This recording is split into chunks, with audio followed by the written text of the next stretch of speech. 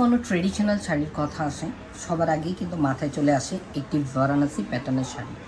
Varanasi different প্যাটার্নের একটি শাড়ি, অত্যন্ত প্রিমিয়াম কোয়ালিটির শাড়ি একটা আমি হাতে নিয়ে আছি, যেটা আপনাদেরকে আজকে দেখাবো।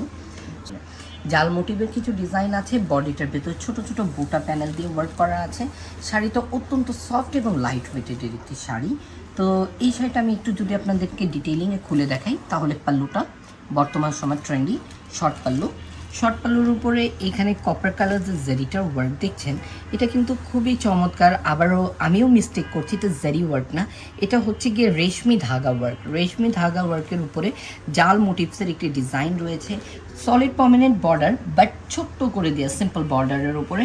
আর বডিটার ভেতরে যেটা বুটি দেখতেছেন, এটা কাঞ্জিভারাম ইন্সপায়ার্ড বুটি, কাঞ্জিভারামের বুটিটা দেওয়া আছে। আর যদি এটা ব্লাউজের পোর্শনের কথা বলি, শাড়িটাকে আরেকটু যদি হালকা করে তুলে দিই আপনাদের জন্য, এটা যে শাইন, সে শাইনটা দেখে আপনি বুঝতে পারবেন। এবং এটা লাস্ট পোর্শনে এখানে কিন্তু ইয়ে করার জায়গা আছে, পিকো করার জায়গা রয়েছে। ওয়াও, ব্যাক পোর্শনটা দেখুন, ব্যাক পোর্শনও কিন্তু কোনো এক্সট্রা সুতার লেয়ার নেই।